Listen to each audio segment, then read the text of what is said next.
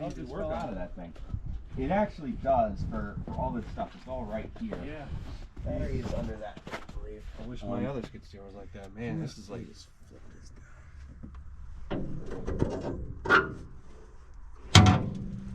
You just kind of hold that in that track. Yeah. I don't really feel like dying today. Yeah, I imagine that's pretty heavy. I got a hand on this too, just in case.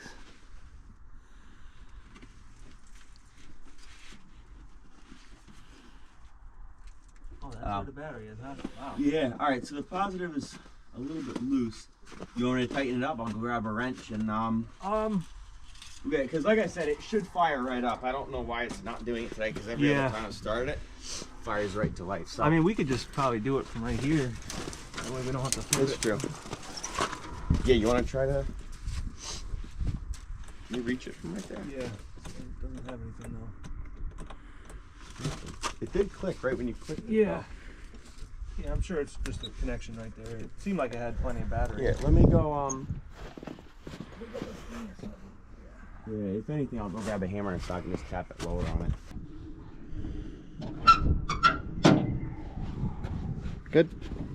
Yeah, you want to push it towards me? Okay. Coming at you. All right. All right. Take two. Yeah. Yeah, that happens. You know, Right, it started up every time.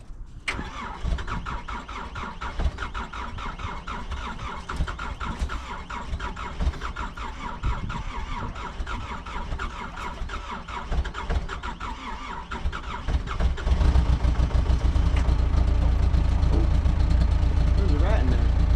Oh wow! Look at that. Yeah. Yeah. Is this the throttle right here? Yes.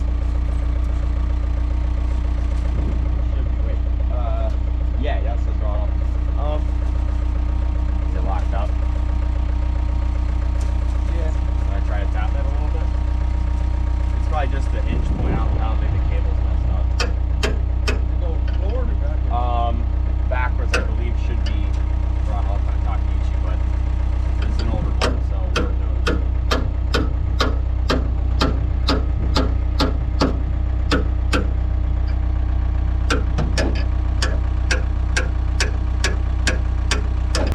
It's got brand new tracks on it.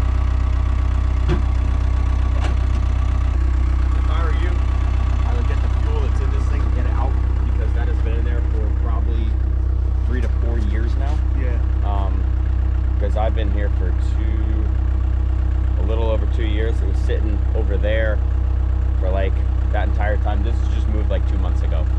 So we just moved it from over there over here. But it's been sitting for a while. So I'm actually really impressed with the battery, because there's no parasitic draw in this thing. Yeah. So that's not. But yeah, if you try the controls, because like I said, the bucket controls work fine. It might be a little sluggish because it's cold, but Is this disabled? it should be. Oh, I guess not. All right. I think that contacts a button. Okay, yeah. Is that, you see a button down there? That There it's is like a button, supposed to but press it. There is a button, but it's not here. Oh, that's what you gotta do. Yeah, sorry.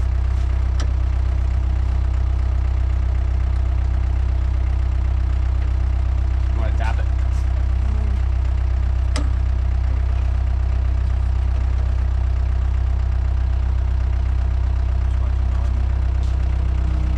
There it goes. Yeah, there we go.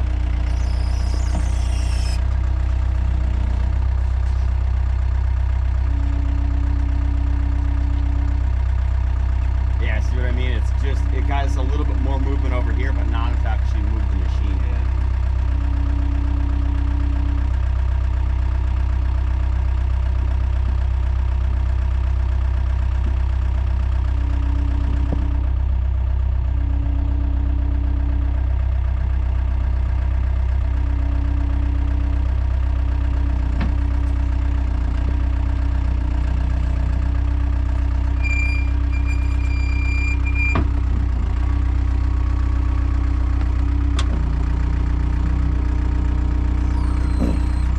Wow, Yeah. that crossbar is going to need a lot of work. quick change. Yeah. Yeah, the whole front plate. She's a little bent. So was the left track moving too when you were dragging it, if you had this forward? Yeah. So it is unlocking. So the Yeah. brake is coming off. It's not seized, the brake's coming off, it's just not giving it enough pressure, or there's too much, like, I don't know, blow by for it to get by inside the motor, I don't know. Yeah.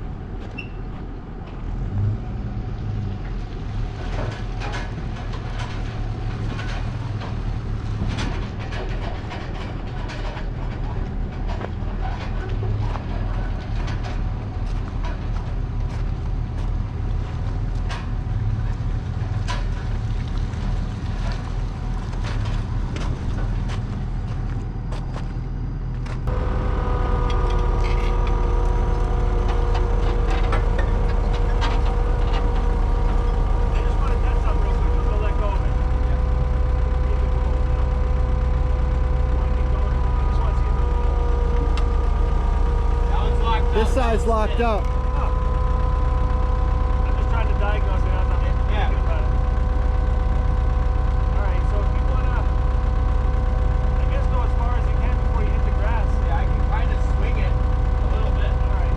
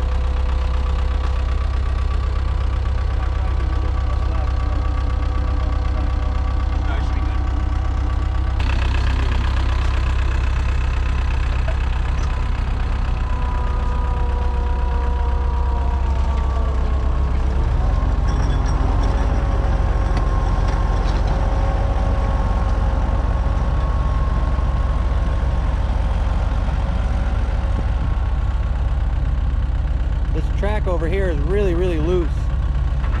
Like when you go forward, it goes boom.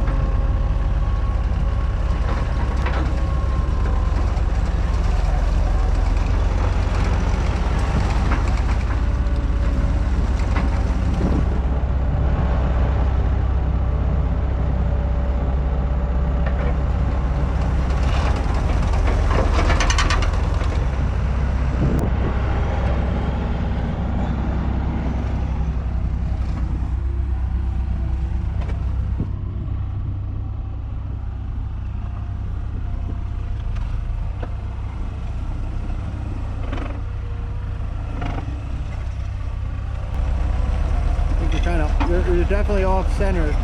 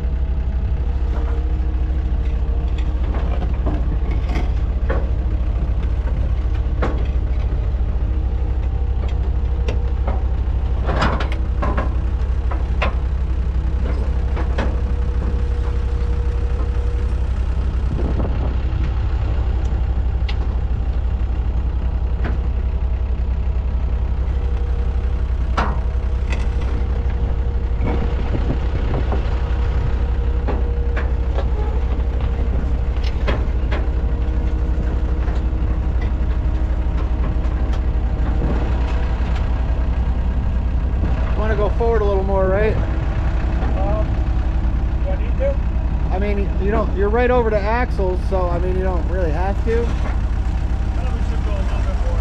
A little more? Hold on, he's coming in.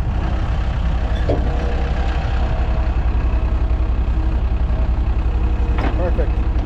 Yeah. Say when. Is that good? Yeah, that's good. That's good. Perfect.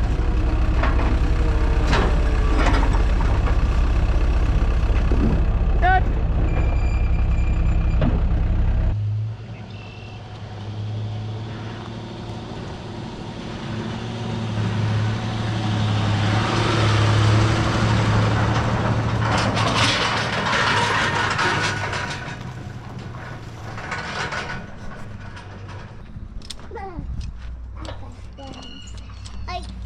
Like that.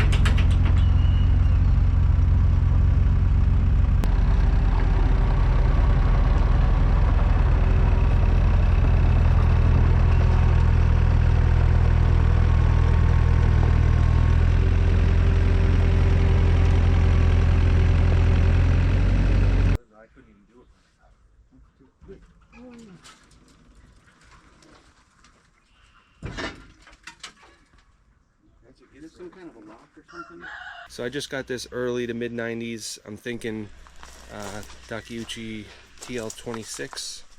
This machine is just a little under 7,000 pounds. It's a little bit smaller than my other two machines, but I got this for $4 grand. So the problems that it has right now is the drive motors aren't working. One motor was supposedly replaced, and that one is kind of working a little bit, but the other one isn't working at all. And I haven't done anything yet. Also, the throttle cable is seized up, so I can't even rev it up to see what it's really doing. So the first thing we need to do is free that cable up so that we can get some more throttle out of this thing, and then we'll see what it can do from there. Okay, so the throttle is right there and it won't move at all. Let's see if we can free it up.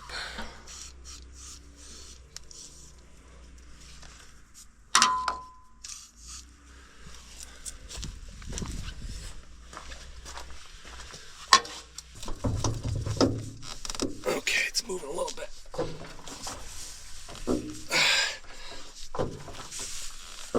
it's really stuck. I don't think it's the cable itself. I think it's just a... This lever right here. Yeah. Holy moly.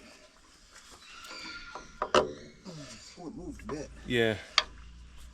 Yeah, it's just right here that it's seized up.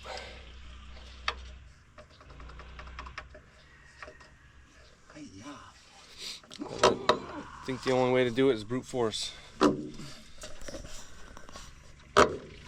Yeah. Every time you do that, you work a little bit more oil.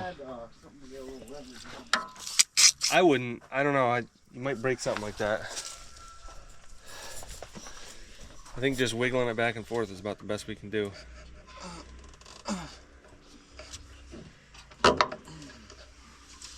Should go more than that.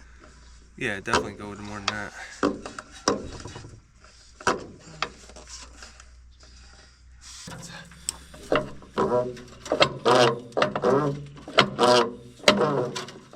All the way against the stop? Yeah.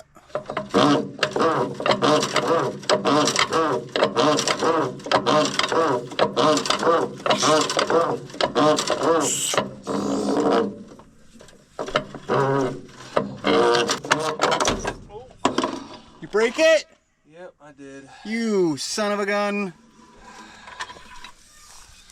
That's why I didn't want to use leverage. It's stainless steel too. Alright, I'm going to start it up and see.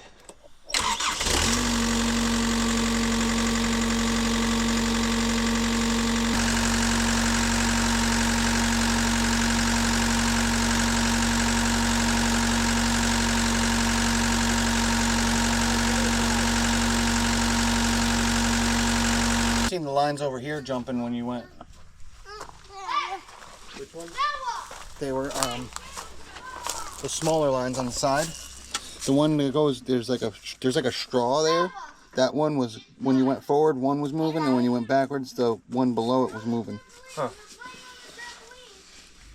So it means we got pilot pressure.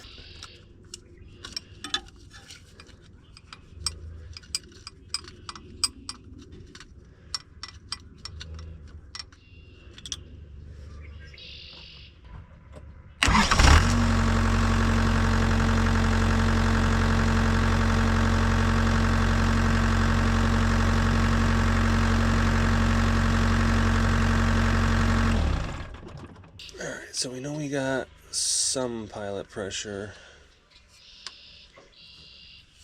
I still gotta get gauges configured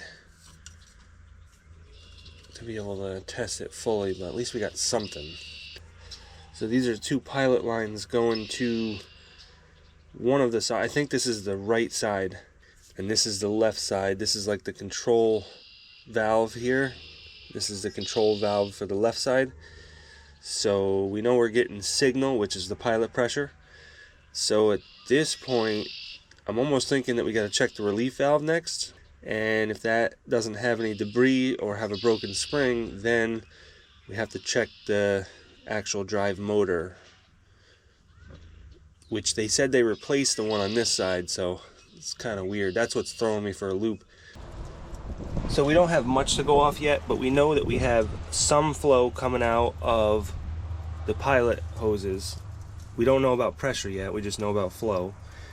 And the next thing I'm going to check is the charge pump filter, which is that one right there, because that charges the control valve. And that control valve right there releases the parking brake, which it seems to be doing. One side, I think the left side doesn't even work. The parking brake on that doesn't even work. So something might be funky in there. I think there's a relief valve. I'm trying to get myself familiar with this whole system, and it's pretty complicated, but I'm slowly learning about it. But I think the first thing we need to do is check that filter. If everything checks out, then we're going to start checking for pressures with a pressure gauge, first with the pilot controls, and then we'll check right at these ports going actually out to the drive motors.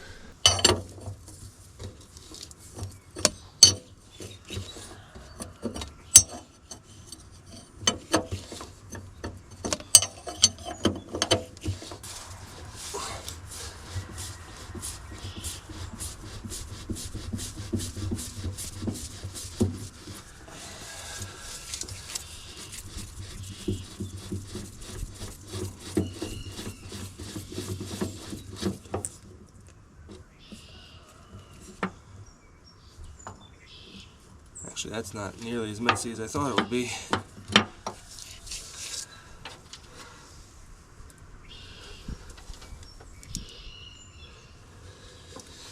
That filter is fine. I'm not even going to take that off.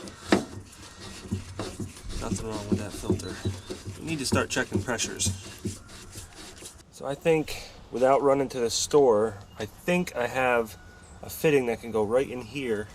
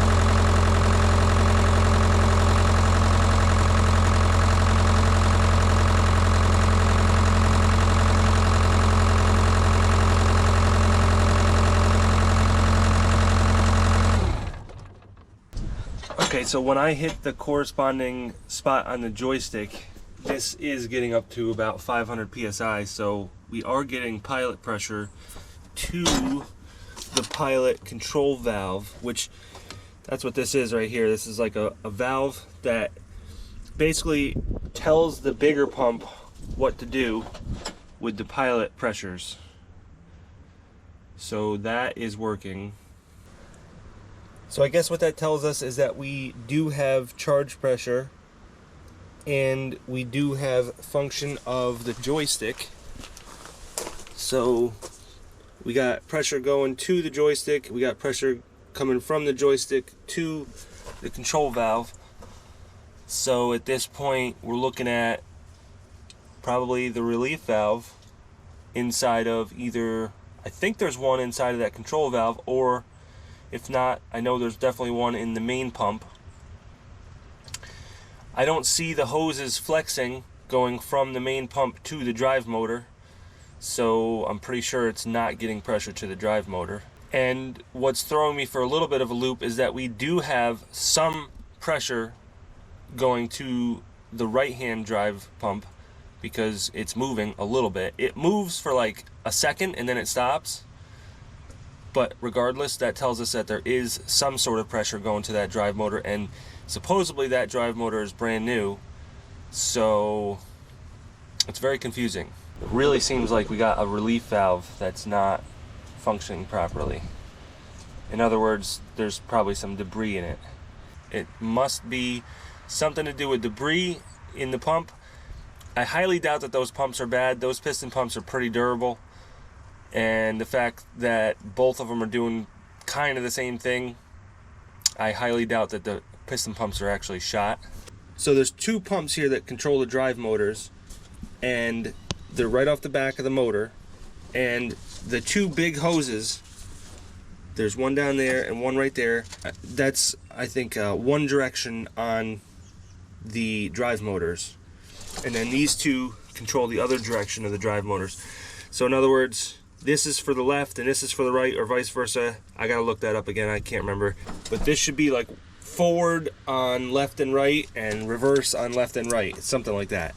So this hose right here is what I believe replenishes the fluid inside of this pump, because this goes to, if I follow this hose up, that goes to this block right here. It's like a valve that comes from the charge pump. So you know where the charge pump is because this filter is directly after the charge pump. So this is the charge pump right here, And the way that you can tell that is because this line right here goes directly to this filter, and then after the filter it goes directly to this valve here, and then from there it supplies pilot pressure to actually both joysticks, and also from there this big line right here goes to right here, which I believe replenishes the fluid in this closed loop system, which is what these drive motors are.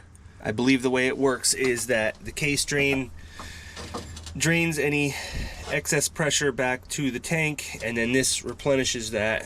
And then these are the control valves for the drive motors, which is controlled by the pilot controls in the cab. And then the excess from the pilot controls goes to here, which goes back to the tank. That's a return. So this spot here should not have a lot of pressure. I think it's 500 psi, but it probably has a lot of flow to replenish the fluid that was taken out by the case drain. So there's a test port right here, but that's not really going to do us too much good, because we know we got pressure coming from the charge pump to the valve, and from the valve and beyond the valve we have charge pressure. I guess it wouldn't hurt, but we have this port right here which goes to the drive motor. We could try to connect something to there and see if anything is coming out of there, see what the pressures are like. Probably be easier just to connect to this one though, it's just easier to get to. It's going to tell us the same thing. That port right there, that's cap. That cap right there I should be able to adapt to. So I just went to the hydraulic store and got a bunch of different fittings so I can test some things, and I just found this in the bottom. This is what somebody was testing this port right here with, which would be coming off the main pump there, which would be, you know, 3,500, 4,000 psi. So I don't know how they made that work, but we're not going to do that.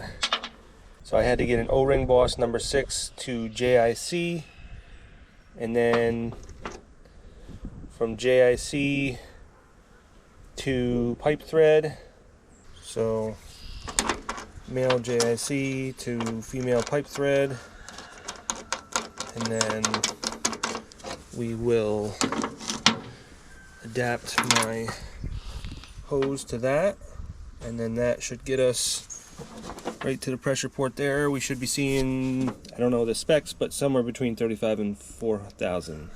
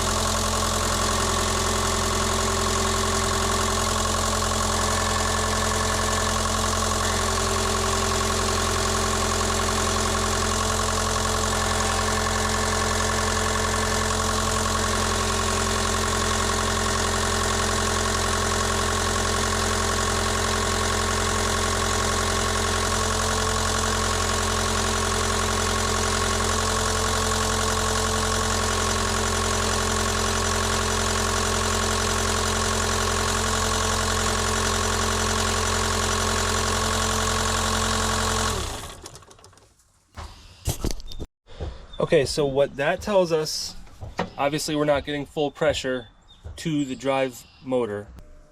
Okay, so my audio got messed up here, so I'm going to just do a quick voiceover. So basically what I was trying to say was, yes, I don't have a lot of pressure going to the drive motor, but that doesn't mean that the drive motor is good, because it could be passing through the drive motor and not actually making any resistance, which makes pressure.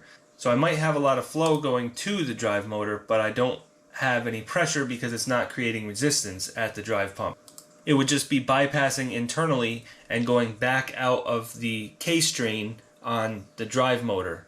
So the only way for me to diagnose this any further between the drive motor and the drive pump is to cap off the line going to the drive motor, because there's actually a T right there. So if I cap off right where that hose goes out, and then I put a plug on the hose, so a cap and a plug on that T, and then keep that fitting in there to test for pressure, then we're deadheading right there and we're not going into the drive motor. So then we can test and see if we have any pressure coming out of the pump. And if we do, then we know our drive motor is bad and the drive pump is fine. And if we don't have any pressure, then what that means is that the problem is still within the pump here.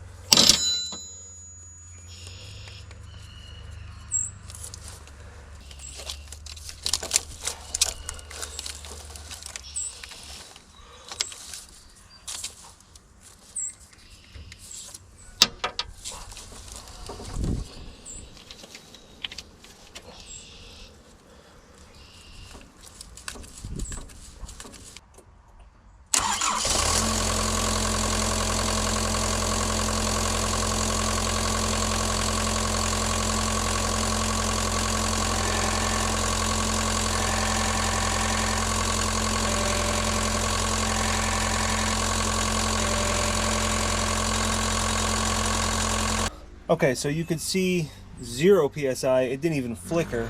So that means the left side track is just not getting any pressure. If there was some flow, but maybe it was bypassing inside of the drive motor, you would see something on that gauge.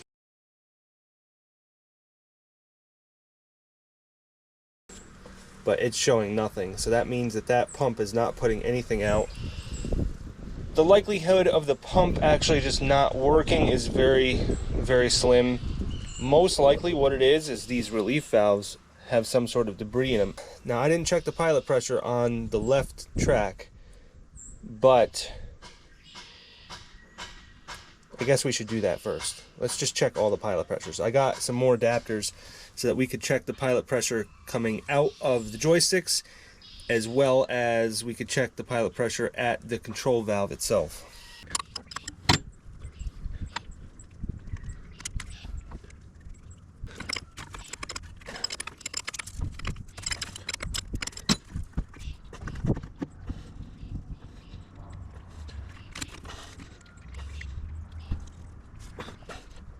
That goes to there.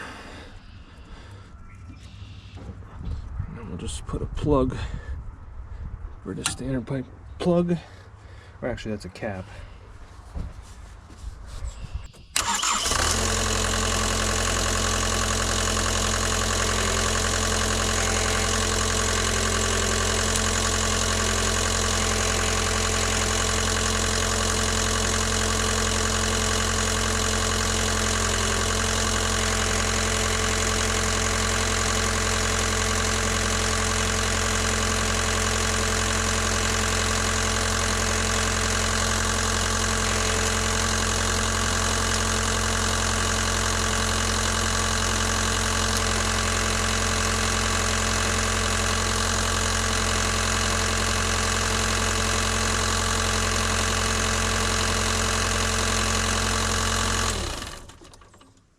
So that was for left track going forward. So we got pilot pressure, which that was the last main pump pressure that we just tried to diagnose. So we do have pressure going to the controller. So I've tested 2 of the pilot pressures so far, and both of them are fine. That tells me it's definitely not the charge pump, it's definitely not the pilot pressure, it's not the joystick. Could be in the controllers, these are the controllers right here, or in the main pump itself. So the last test that I can do real quick is to cap and plug this put my test port back in here. That way this is dead ended. That way it's not going to the drive motor. And let's try that one more time.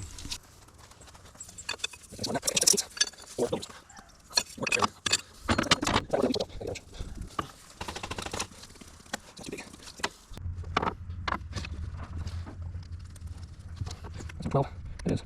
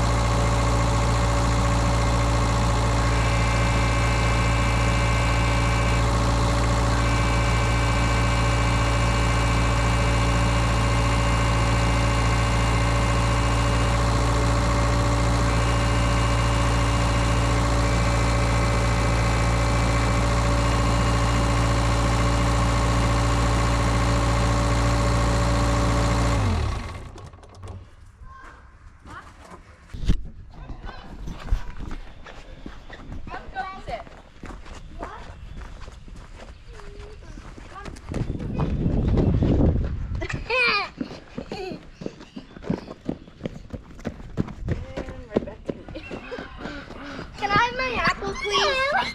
Mom. Okay. I can have it?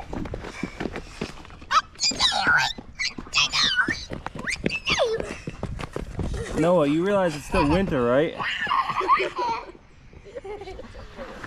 I'm going to get Crocs. Oh, he can. Not a big rock. A little boy.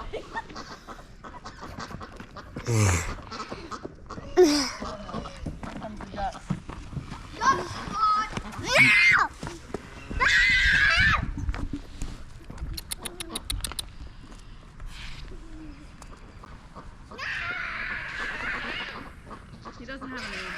I haven't named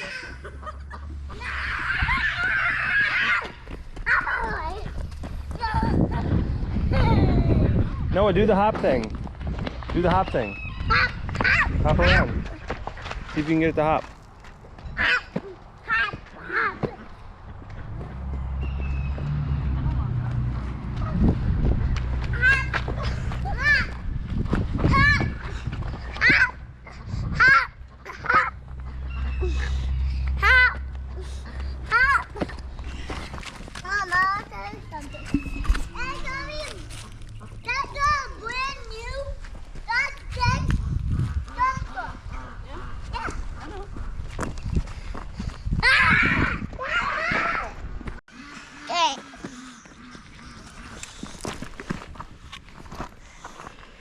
Let's get about this.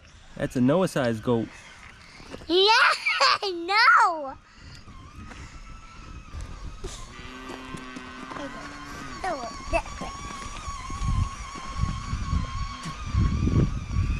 I just got that truck and then got that. Let me just see if I can open this up with a pair of vice grips.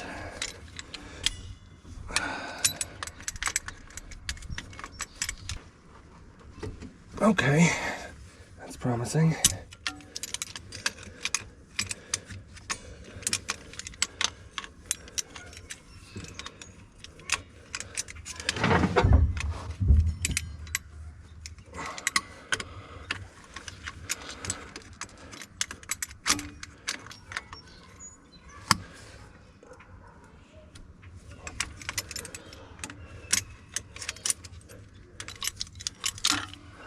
Okay, I should have indexed that so that I knew where I went back to, but at this point, we can always adjust that later.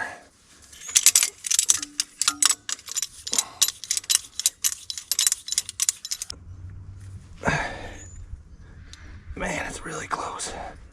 Oh, you know what? That's why they give you that little flat spot. That's cool. Okay. Now that makes sense. Doesn't look like this is serviceable though.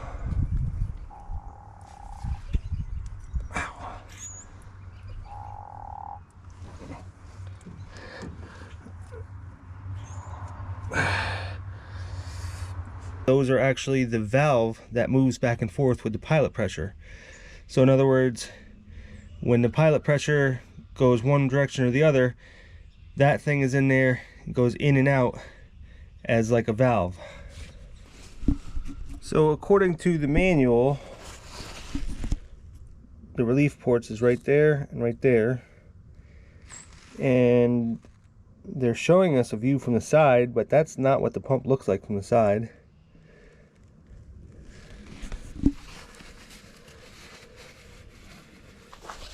All right, so it is late at night and it rained for a little while, but we got a break. It's supposed to rain all day tomorrow. So right now is my only opportunity, and I just discovered something that may help me. First of all, I had the wrong manual. I had the manual for a TL126, which when I downloaded it, it said it was for a 126 and a 26, but when I downloaded the one for just a 26, I realized that it was actually the right one. And now the illustration matches the pump perfectly. So what I discovered is that there is a low pressure relief valve right there, which we're going to check first because it's easiest. And then there is 4 relief valves on the bottom for the high pressure, which I've already taken one out and disassembled, and there was nothing wrong with it.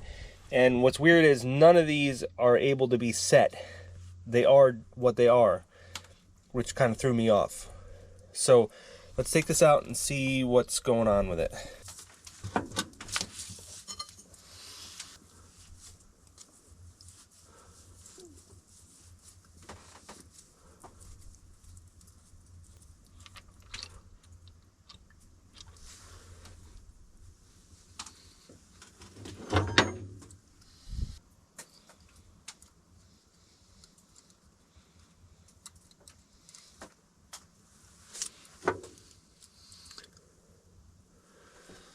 So this is a low pressure relief valve. Basically there's just 3 washers in there.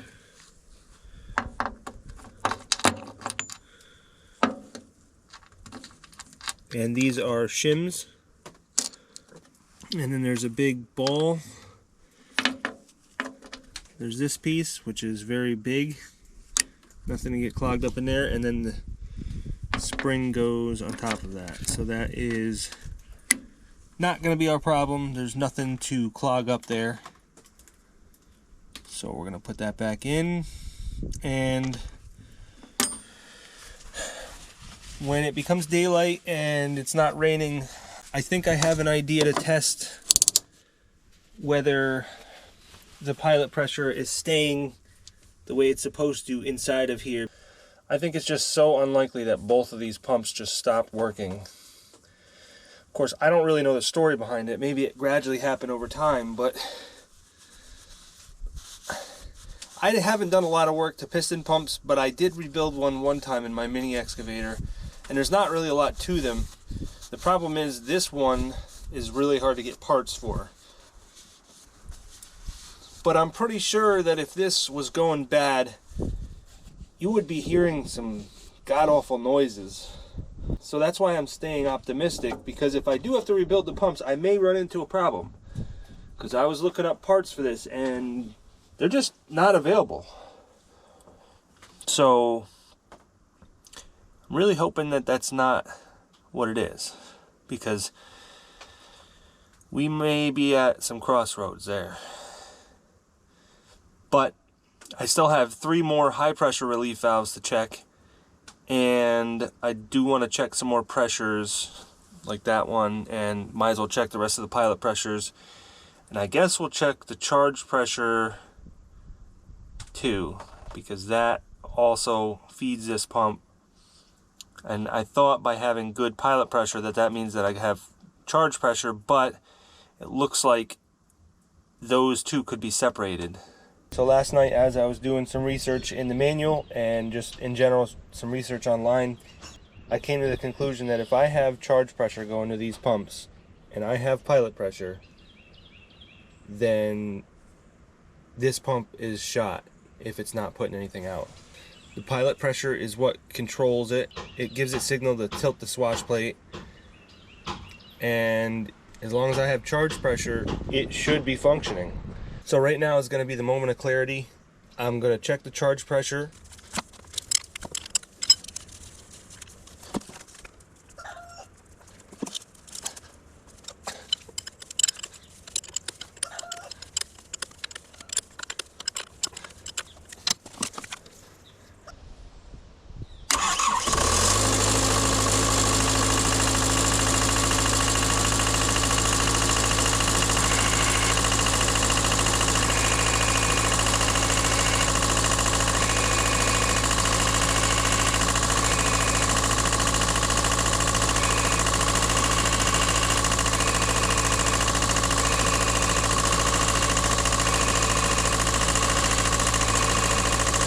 Alright, so that is actually extremely good news. I should have about 170 PSI for the charge pump.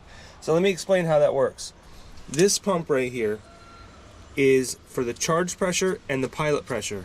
So that takes fluid from the tank via this hose right here and goes out right here. From there, it goes to a valve, which is down here, and it has two different relief valves in there. One is set to about 500 pounds, a little under 500, like 480, and that goes to the pilot system. So that feeds all of these hoses here, left and right joysticks, that gives them 500 pounds. And then there's another relief valve in there that's set to about 170, and that's the charge pressure for this pump right here. So that charge pressure is what feeds this pump. There's no other way that this pump gets any fluid other than the charge pressure. So there's a solenoid on this valve right here that turns the whole thing on and off.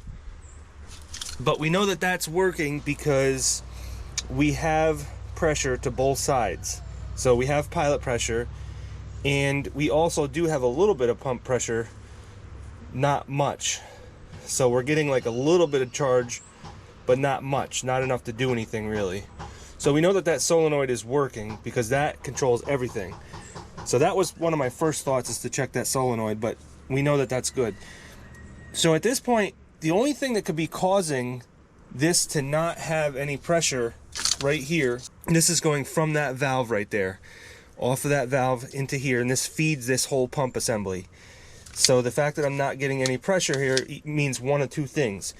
Either I'm getting flow, but it's going somewhere and going right back to the tank, or I'm not getting flow and the relief valve is either damaged or it has some debris in it. So one of those two things is happening. So I guess, yes, there's still a chance that this pump assembly could be bad, but I took the low pressure relief valve out, which is this one right here, and that was fine. So we know that that's not the problem. So at this point, I'm almost thinking that maybe before I get into that valve over there, just to make sure that we are not getting flow to this pump, I'm just gonna crack this hose right here and see if we're getting some flow. Because we could be getting flow and not pressure, because it could be going through the pump and not making any pressure. If there's no resistance, there's no pressure. So let's crack this line right here and see if we got some flow.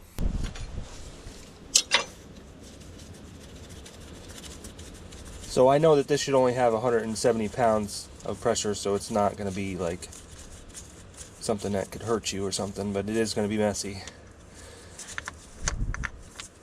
Definitely going to be messy. I'm sure it's going to have some flow, but just not a lot.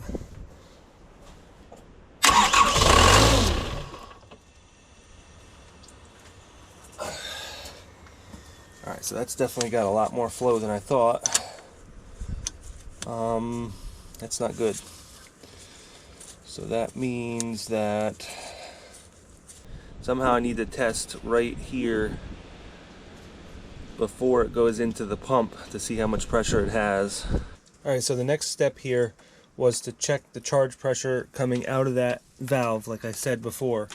So I made a mistake. I did that, and I tapped right into the line coming out of there, but when I did that, I didn't realize that there is no relief valve. When I was reading the diagram, it says that there's a relief valve in that block, so apparently there's not, and I blew the filter housing right off. So, not proud of that, but I'll show you the diagram in a little while, and I'll show you where it says that there's a relief valve right inside of there.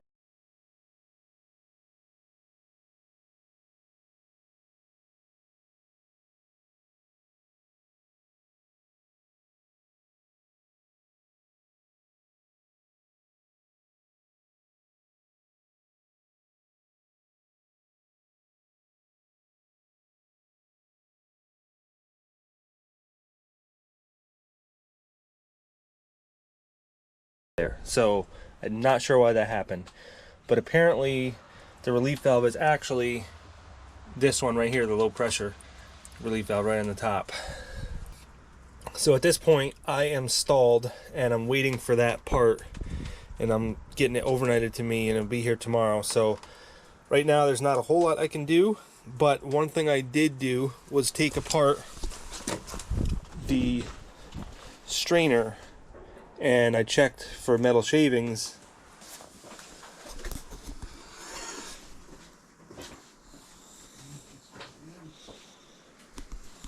The shavings looked really goldish at first, like a bronze or brass, but then they turned a little bit more silver. So right now what I want to do is empty all the fluid out of here into this clear container, and let's check to see how much more shavings are in there.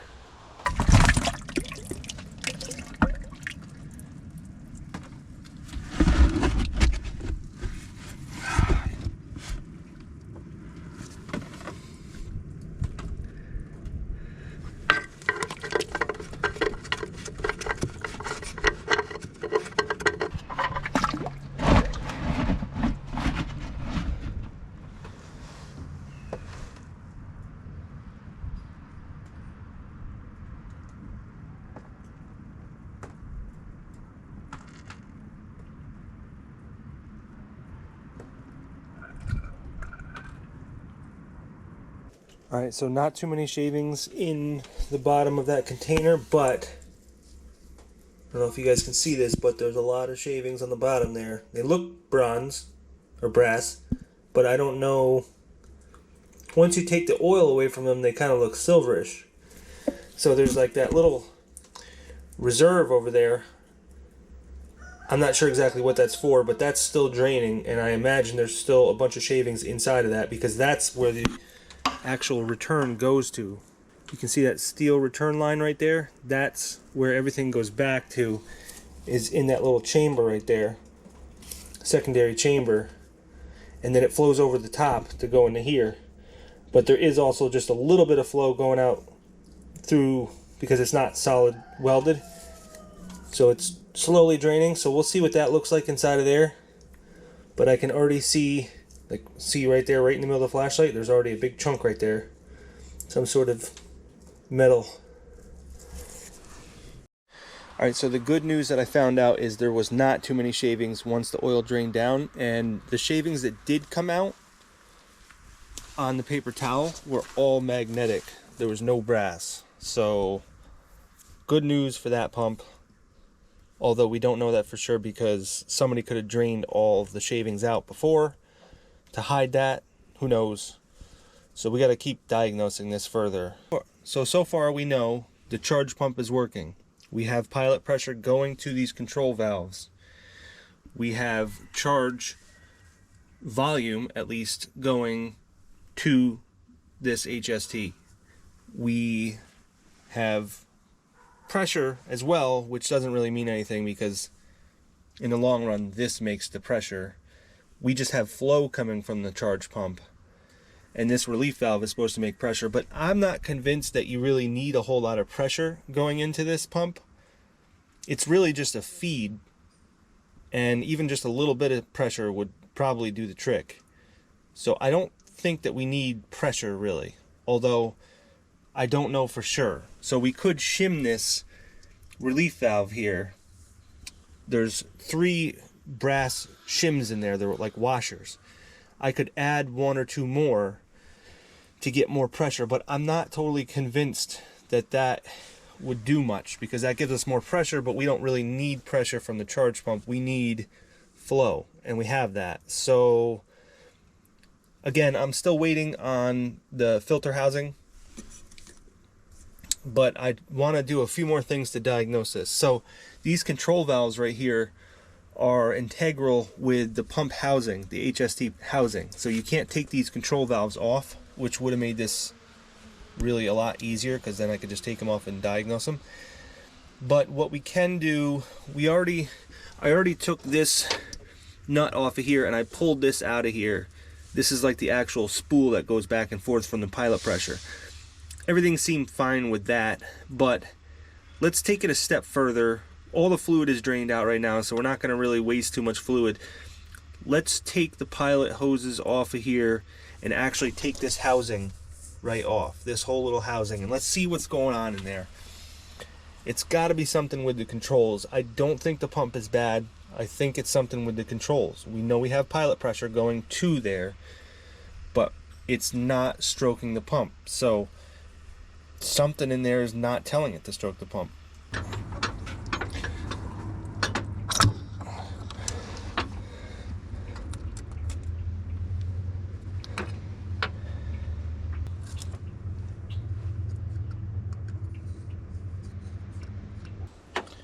So this is the only thing that you can do, is take this out, and I already did that and there's nothing wrong with it. So at this point I'm just gonna put this back in.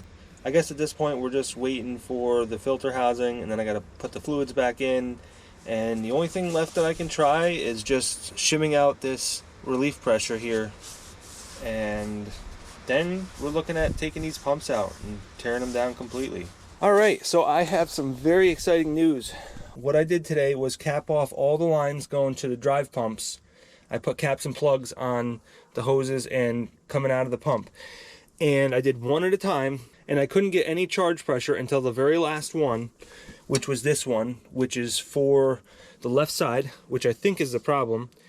And as soon as I put that last cap on there, I have charge pressure, and now when I hit the pilot controls, it will bog the motor down to the point where it'll almost stall. So that is extremely good news.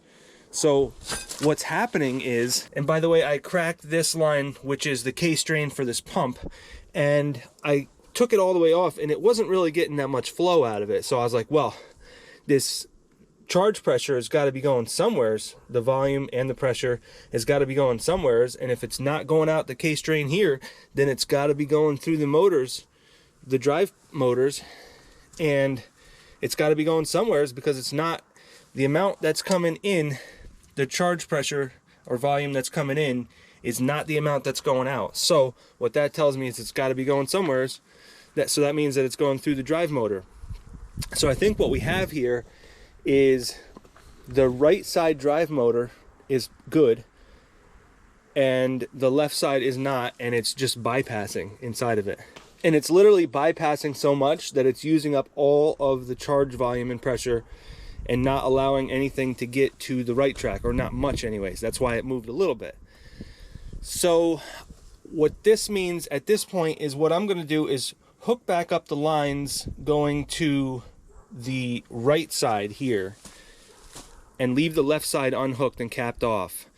And let's see if we got like full driving and full charge pressure and full pressure. Everything should be working if my hypothesis is right. So let's hook that back up and let's find out. And let's just put it this way, even if that's not the case, and even if this does need a drive motor on the right still, or at least need to be repaired, I can get parts for that. So that's like really exciting. I can get parts for both of these. The pumps I cannot get any parts for, so I was like really down and out about this. Last night I was like, the last few nights actually, I've been up all night trying to research what can I do about this to rebuild those pumps. But something was telling me it wasn't the pumps, but I'm just trying to think of the worst case scenario. But anyways, let's test this out so that way we can eliminate this drive motor, because this one was doing something. And actually, you know what, before we even do that, let's just go over what I've done so far. So I want to show you what I've come up with here. So first of all, we have charge pressure. That's about 400 pounds. That's a little bit heavy. That's a little bit much. I did put a shim in there, so I got to take that out. But also, check this out. It labors the motor. I can stall it out from doing that. So that's like extremely good news, because it would not do that before. All the pressure was bypassing in, I think, just the one drive motor. But let's find out if it's one or both.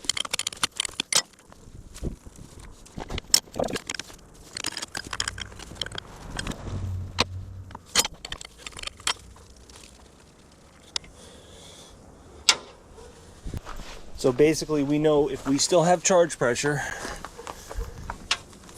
and we can still labor the motor by hitting that joystick, then we know our problem is isolated to the left drive motor. So let's find out.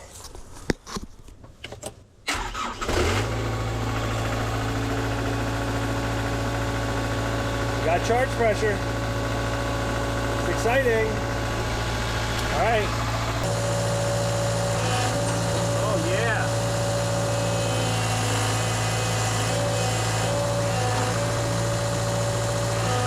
Oh yeah. It's full pressure right there, baby.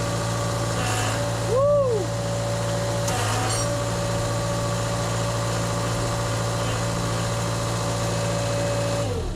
All right, guys. So you guys have seen me problem solve a lot, and you guys have seen me get into the dumps with some of these projects. This right here is right at the top of the taking the cake right here. This is like, I've been chasing this problem for the whole week now, and I am so excited that I found out the problem, and I'm really excited that the pump is not the problem, or the pumps. Oh man, that is like so relieving. You know, it's disheartening knowing that I can't rebuild that pump ever, but at least I know that I have probably a lot of life left as long as I change the filters and keep the fluid clean. I think we're good. This thing was jumping all around. It had plenty of pressure. So at this point, our next move is to take this drive motor out, and we're gonna rebuild it, which most people would say, man, that's a whole project in itself. Yeah, I'm glad that I'm doing that though. That's like easy. Rebuilding this motor is easy. It's just, most likely it's just the seals inside. The fact that it's not locked up means that the gears are probably fine in it. All the planetary and everything is probably fine. It's the hydraulic end of it that we need to rebuild, and that's pretty easy. So I guess at this point, let's get this thing popped off of here and bring it inside. I think it seems good.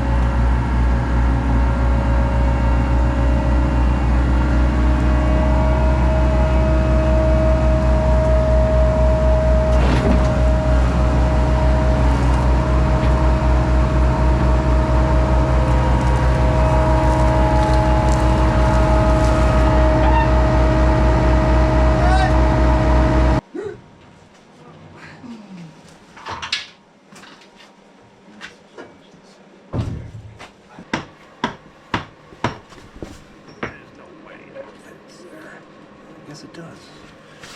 So I'm going down.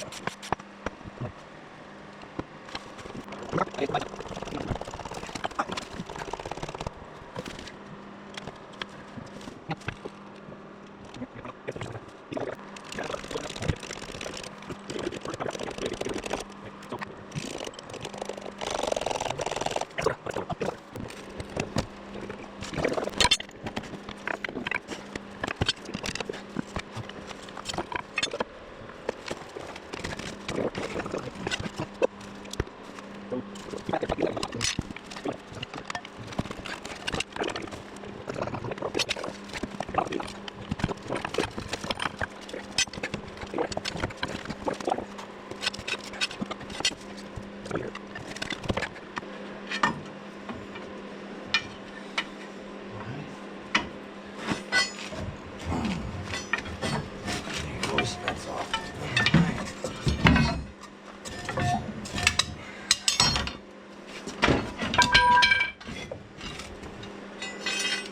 Suck it right out.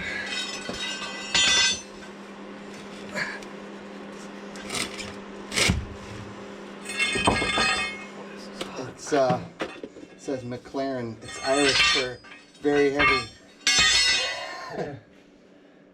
Alright, well, if you can just get it over that lip right there, and I'll just bring it this way. Maybe use a bar instead.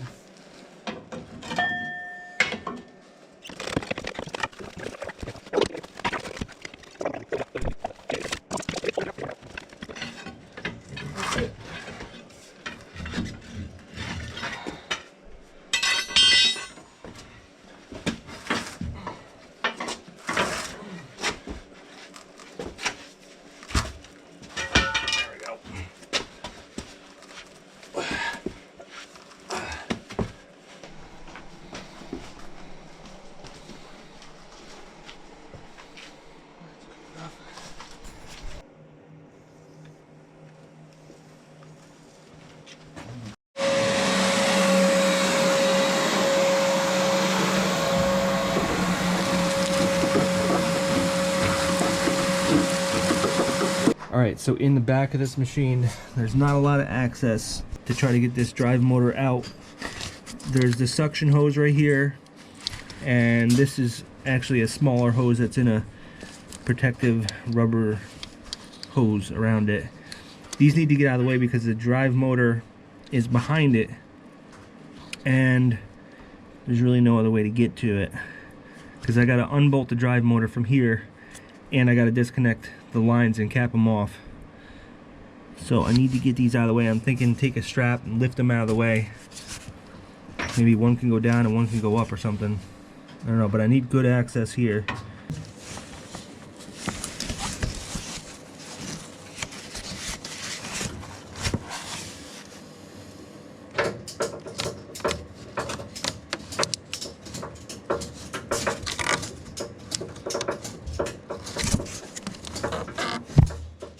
Hold on. Okay. Let it go a little bit. I gotta just adjust it a little bit.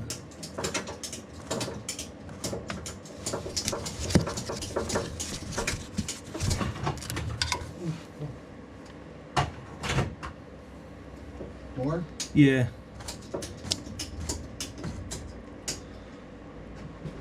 A little bit more. That's probably about the best. Maybe one more. Yeah, it's still going. A little bit more.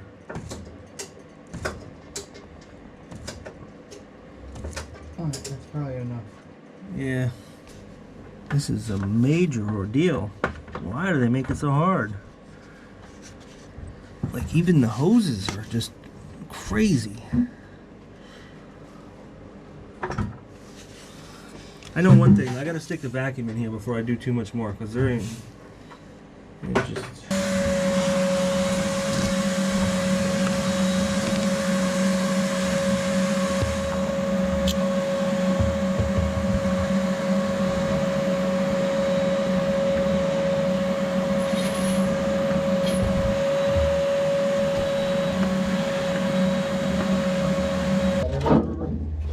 definitely a lot better. I don't even see how this thing's held up here, except for the one bolt. Might be all it is.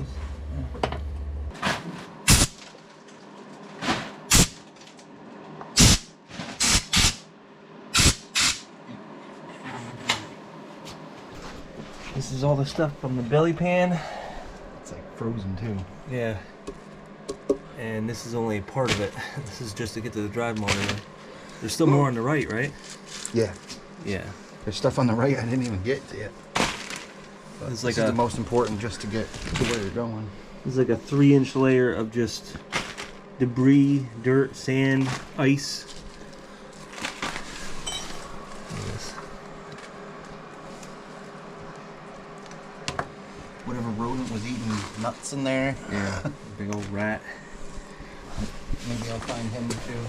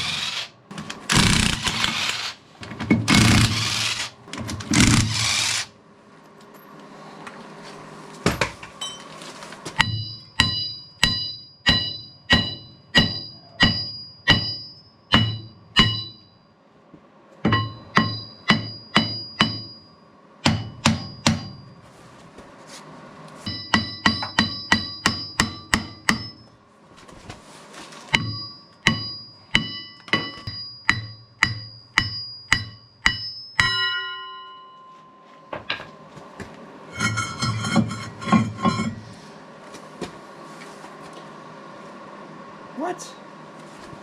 There's no way. Apparently you can't take this off unless you take that roller off. Can't be. That's crazy.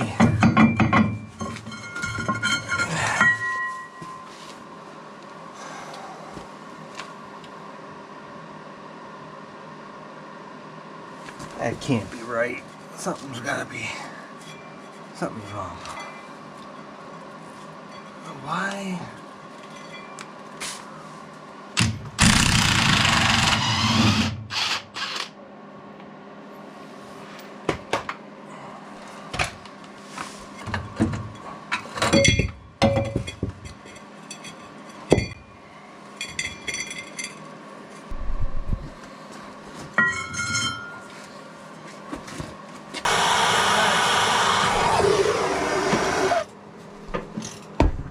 Oh yeah! That's the one, right? Yeah, it's moving. I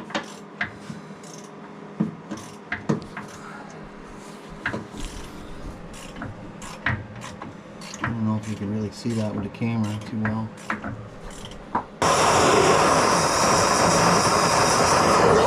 Behind it, that's the thing. Let me see that black bar over there.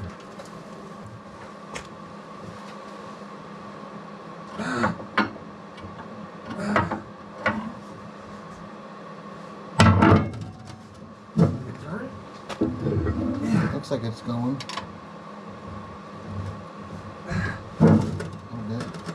There she goes. Huh? There she goes.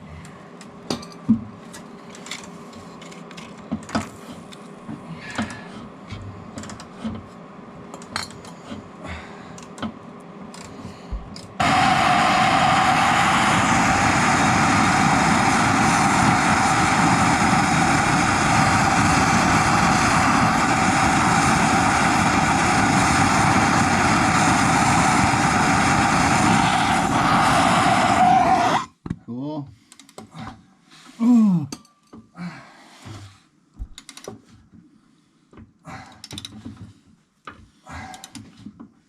looking for. There we go.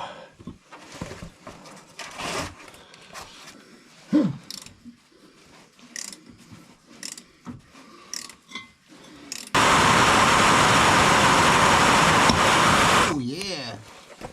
Did it go or did I just... Yeah, it went. Hold on, we're on fire. I should get that camera away from that.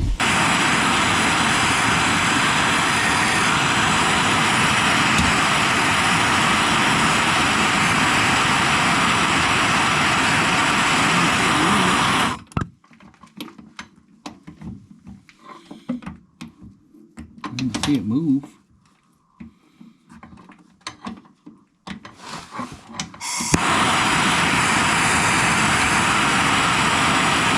There you go, now it is. Yep.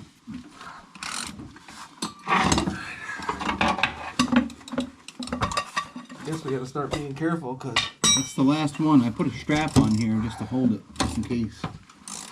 Which I don't think it's just gonna fall out. But what you need to do is.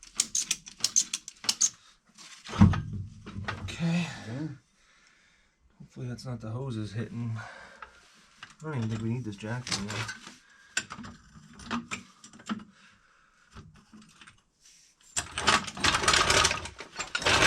I just thought maybe.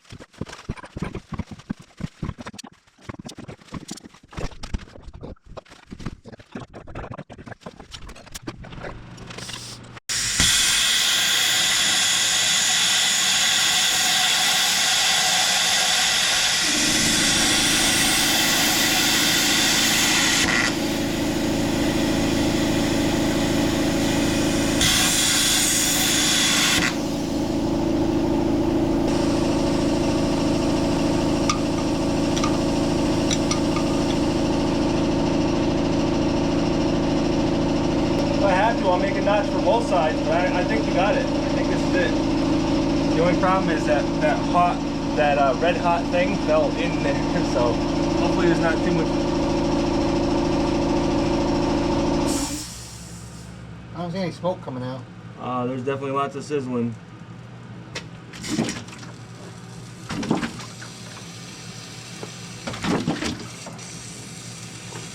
Hopefully it's not on a hose or something. That's the only thing I worry about, the hose.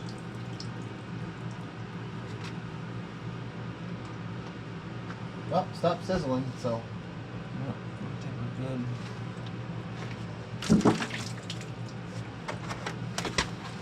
Alright, let's see if we can get this. I think we got it now though. All we gotta do is tilt it in a way where we kind of were before, you know?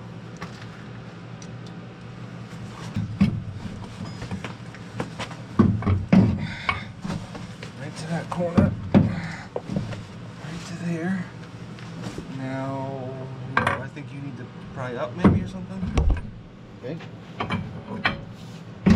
Yeah, right there. Okay, see? That, now It's that's setting clear. up on that fitting there. Yeah. I think it's just got to go back a little bit. And then it Yeah. could drop down and fall right out. Yeah, of course it's hitting on the bottom, so it can't go in anymore.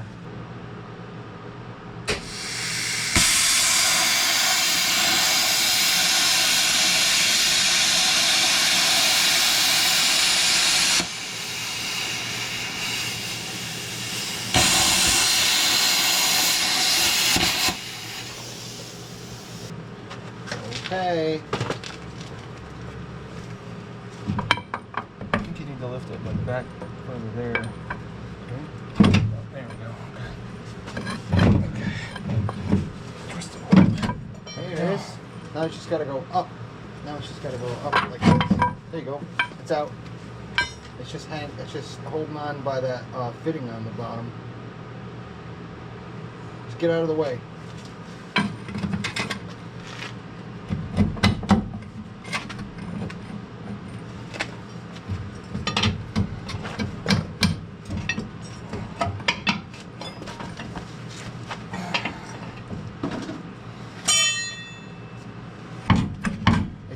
It's holding on this. That thing that you were trying to spin, that's what's holding it. Yeah.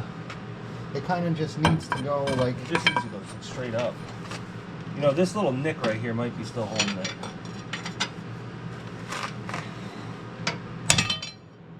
I could even just trim that real quick. Yeah, I think all we need is just a little bit of force up, and then it's probably good.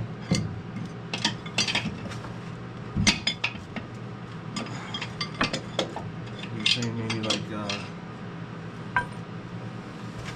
just straight up. We should be able to. What about just putting a ratchet strap right here real quick? Get behind it like this.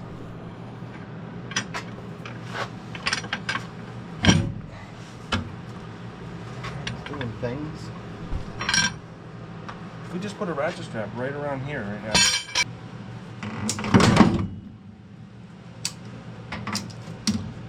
Man, I can't believe that.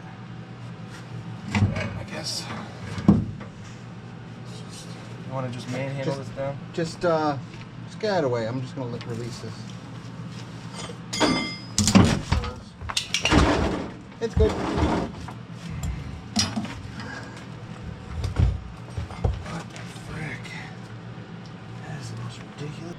I don't know what this thing's problem was, but these right here were holding us up.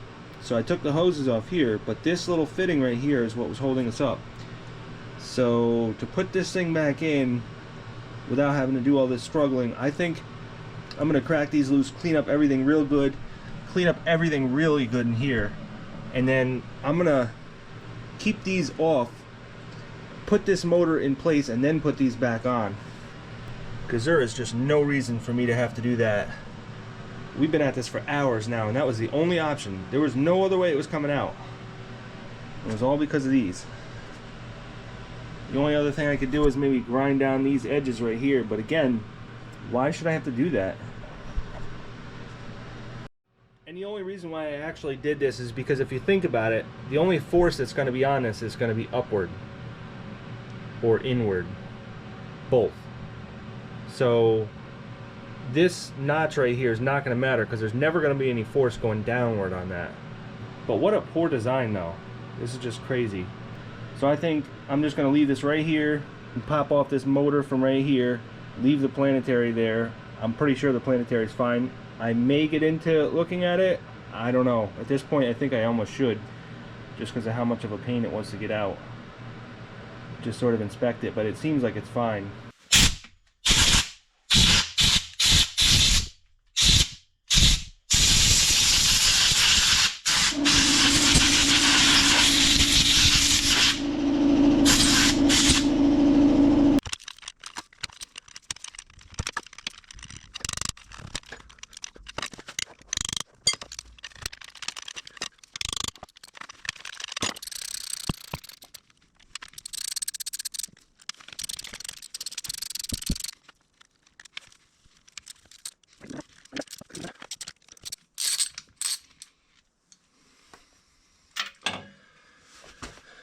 All right.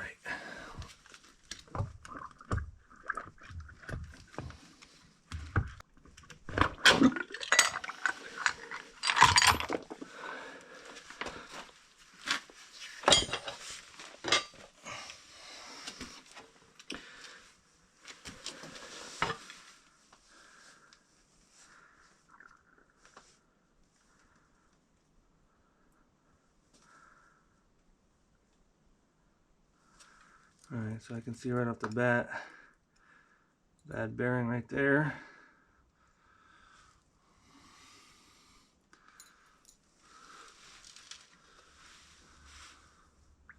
And I did find a flake exactly like that inside the hydraulic tank. So I bet you that's what it was from.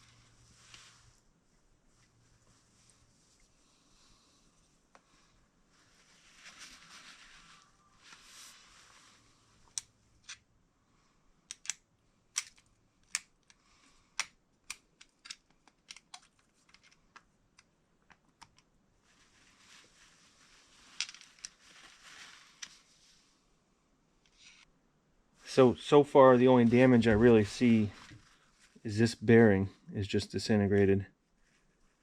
The thing that worries me the most though is that there's only 4 balls that go into it. So we're definitely missing some of those. I have a feeling this is going to be a pretty hard bearing to get on here too, because there's a really, really heavy spring right here. And we got to pull that off there and then press a new one on. And there's no labels on it. It's really hard to find these parts.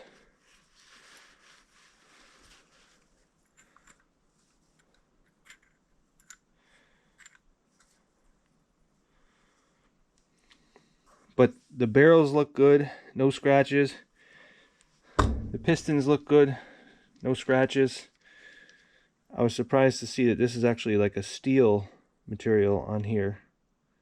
At least it's not brass anyways. Usually I'm used to seeing brass there, but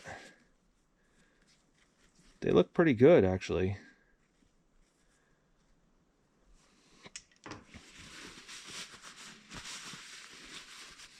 This is just like the retainer for the pistons. I don't know though, there's a lot of bearing missing, so I don't know where that went to.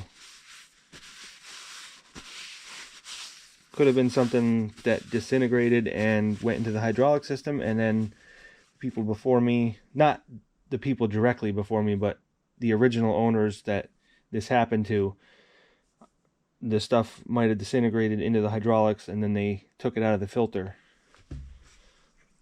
But we also might find some more stuff inside of here.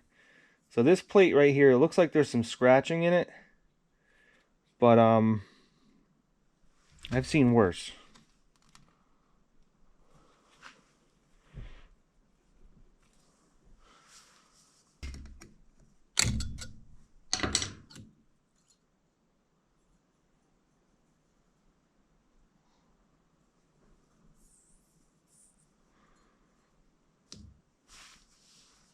Nothing that catches the fingernail.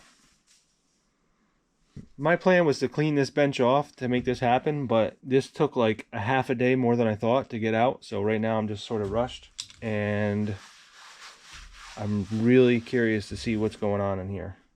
It may just be that bearing, and that does actually kind of make sense, but obviously I got to tear it down more than that.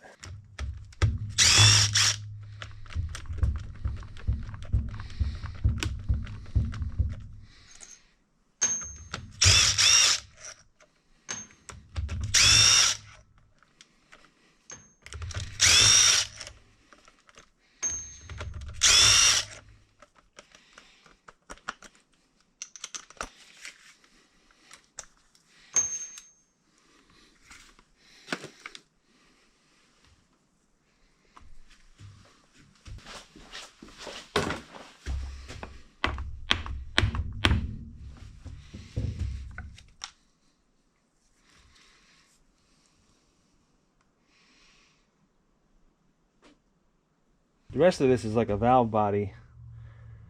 I don't really see much that could be wrong with it.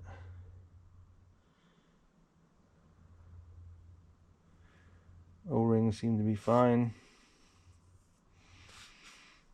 There's really not much that could be wrong with it.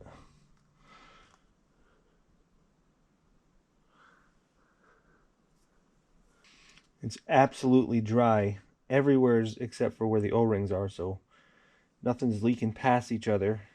So at this point, I think I need to look into just getting this bearing replaced.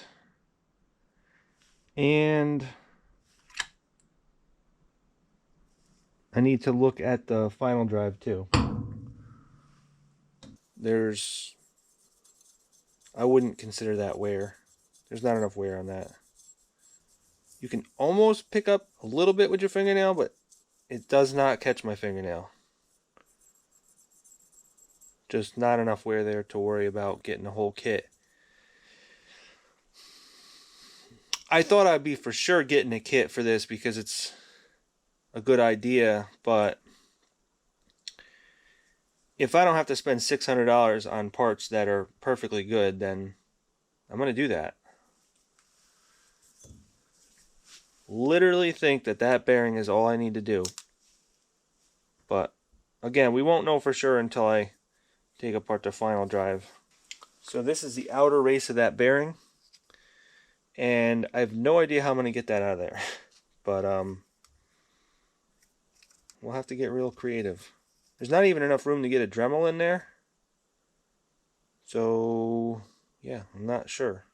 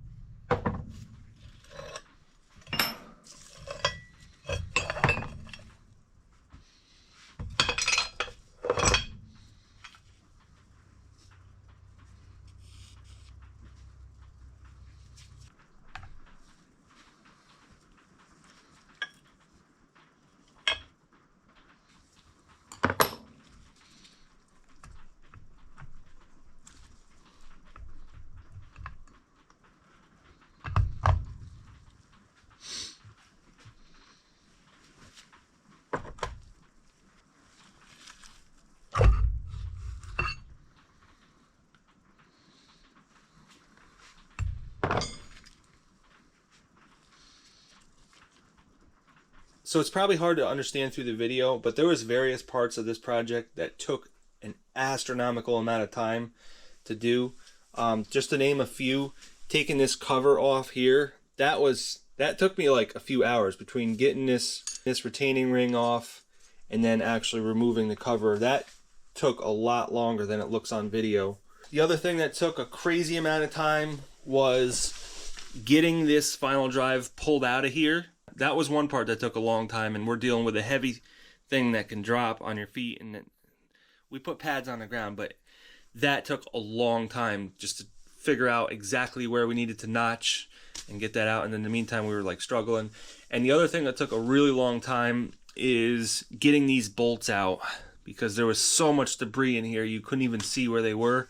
So I know I didn't show a lot of this stuff on camera because it would be just boring, but I'm just letting you guys know that this was a much bigger project than it looked on camera. And these bolts to bolt in the drive motor were really tight, and I could not get an impact gun on anything, so it was all using a ratchet. And then we had to remove these hoses, and we had to actually like fabricate wrenches to do that, and that was just really, it was just no fun because it was really time consuming. And normally you don't have to do that, so that made it even worse. Diagnosing the issues on this machine took the longest amount of time by far, but that I'm not so unhappy about because I did learn a lot about these hydraulics in the process, especially about pilot controls. And just in general, just how everything works, I really have it dialed in right now. So if I have another problem with another machine, I can probably save a lot of time just from what I learned on this project. I hope you guys learned some of it too, because I wish I had a video like this to watch when I was starting this project, because I kind of didn't really know where to start. And I'm sure people who deal with hydraulics every day could have done this a lot faster. But really the main thing that really got me and kind of tricked me was the fact that I did cap off one of the lines coming out of the pump, and it didn't make any difference, but I didn't cap off enough of them. And I didn't cap off the right pump, because the right pump was actually the front pump, or actually it's on the rear of the machine. This pump right here controls the left track. That one controls the right track. I blocked off the one from the right track, which was a mistake. I should have done the one for the left track. But even capping off this side, which is what I did at first, it wasn't until I capped off the other side that actually made the difference. That was where all the flow was going to the case drain. And I don't remember if that's forward or backwards on that side, but it was that side in the back. There's 1, 2, 3, 4. It was that one on that side on the back. That's the one that once I capped that off, I was able to regain my charge pressure, and I was able to operate the other pump for the right side. So that's what kind of threw me for a loop, because I did cap off the one on this side, but it was on the front and it was on this side, and it didn't make any difference. So then I kind of moved on to the next thing, and in the meantime I wasted a lot of time, because now here I am chasing stuff after I already diagnosed the right thing, just not the right place. So I thought I could check that off the list, but it really couldn't be checked off the list, and I kind of went around in circles, and that made me spend a lot of extra time that I shouldn't have. But I think the reason why I didn't cap off the other side on the bottom is because that's the hardest one to do. That's underneath of everything, and you actually got to take off the line on the front because it's right over top of it, and you can't get a wrench on the one on the bottom without doing that. So that's kind of why I didn't cap that off at first, because it was the hardest one to get to, of course. So I've been contemplating what the next move is here for this machine. And at this point, I got mixed feelings on what I want to do to proceed. On one hand, there's only one place that I could find that would rebuild this for me. Buying a remanufactured unit or refurbished is just not an option.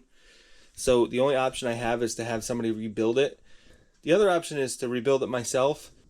And while you guys know I'm not afraid to tackle something like this, the only part that scares me a little bit is the fact that the diagram for this is not correct. The parts breakdown diagram doesn't seem to actually represent what's going on here. I'm sure I could figure it out, but I don't know if I want to take that risk. And the main reason I don't know if I want to take that risk is because I don't want to put this back in the machine and figure out that it doesn't work. I do have one place that said that they can rebuild this for me. It's going to run in the $3,000 range, and it's going to take upwards of a month to do. So it's a hard decision, because if I could send it to them and they'd have it back to me in a few days, I'm pretty sure that's the decision I would make. Just have them do it. Just ship it out, have them do it right, and get it done the first time and be done with it. But being that it's going to take a month and $3,000, I don't know. And it's not, I'm sure they're not ripping me off. I'm sure it costs every bit of that, because it's pretty labor intensive, because they're not going to just replace what's bad. They're going to go through the whole thing and replace all the bearings and seals, which I totally get. I think I could fix this for less than $100 and have it working in a few days. And I also think that I could test it out before I put it back in the machine. It might mean extending these hoses so that I can test it out. I don't think these, oh, actually, well, no, these are capped off. That's why it came out like that.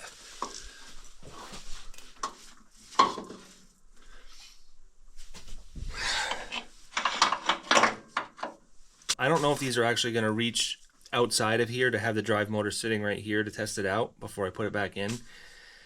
I'm sure the parking brake release and the case drain would probably come out far enough, but I'm not sure about the main lines. I could get a short little line that I connect to here. This is BSPP, and for maybe $150 I could have the stuff that I need to test it out here before I put it back in. So I'm thinking that that's a decent option. I kind of want to know what you guys think, though. You guys have seen me rebuild transmissions and get pretty deep into engines, and I rebuilt a piston pump before. I've never rebuilt a final drive or a drive motor, but it's pretty much the same thing as a piston pump. Let me know what you guys think, because I do want to get this done a lot quicker than a month. Mainly because I don't want this thing sitting here for a month, because it kind of holds up the whole garage. I do have other stuff I can do for a month, but I just don't want to sit in here because I got other stuff I want to pull in here. So let me know if you guys have any experience with this and if you think I can just tackle this. Not really sure which way I'm going to go right now. I need to make a decision very soon, though. But I really think that I can just replace this bearing, and I'll try to get as many seals as I can. Some of them are on back order, so I don't know if I can really get all the seals that I want. The one seal that really concerned me was when I was putting air on this cover here in the holes right there. When I was putting air in there to try to pop it up, there was oil coming out right there. So I don't know if that's normal. I don't know if the seal has the ability to seal it going one way but not really the other, because obviously if there's hydraulic pressure in this side, then that's not going to be any good. But it never leaked, so I don't know, maybe that seal is fine. But in order to get this fixed properly, I would need to tear this down more, get more into there, because there's some bearings and seals further down in there. I need to take off these bolts. And this whole time I was thinking I was going to have somebody else rebuild it, so I didn't do that yet. Because in order for them to rebuild it, I kind of need to put it back together to ship it out. So I didn't really want to get every piece torn down, but at this point I'm like really torn between doing it myself and having them do it. I kind of almost wish they told me they couldn't do it, because then I would feel like I had no choice but to do it myself. But at this point, you know, it's a really hard decision, because I really do want it done right, and I know that they'll do a better job than me, but at the same time, I could probably do it to make it work, and I could test it out within a few days. I could have it done and test it out in a few days, whereas it would probably not even be at their shipping dock by that point. But overall, I kind of like this machine, even though it's older. I'm going to say early to mid 90s. The fact that it has pilot controls and tracks, I could use this machine every day. I don't see really any problem with that. I don't really see anything about it that like limits you from doing anything.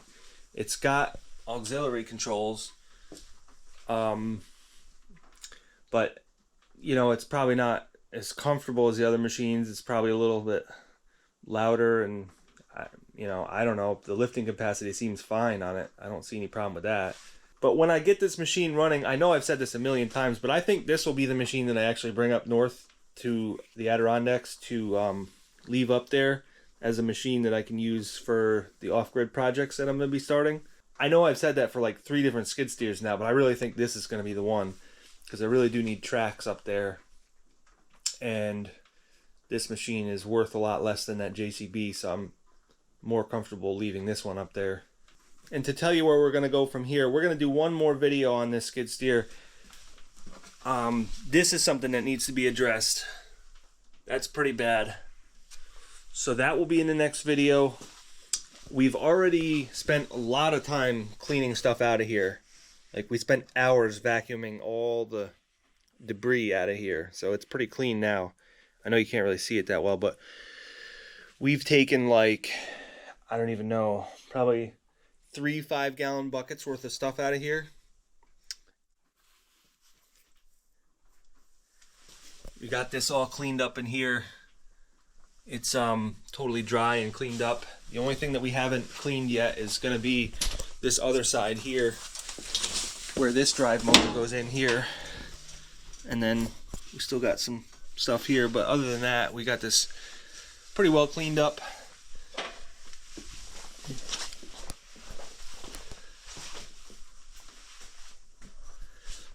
So that's pretty important to do with these machines, because when you start working them all day, they get really hot and you don't want something catching on fire. So I wanted to make sure I got that done while I was waiting for other things. You can see there's a lot of pitting. That looks really bad. I guess there's some fertilizers that can do that to steel, but I thought at first maybe they used it for loading salt or something, but it's really only like on the top here.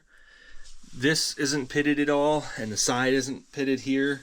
It's just this, this, and this. Those 3 surfaces are where most of the pitting is. There's a little bit here, but overall it's not bad enough where I'd really worry about it. This is pretty thick.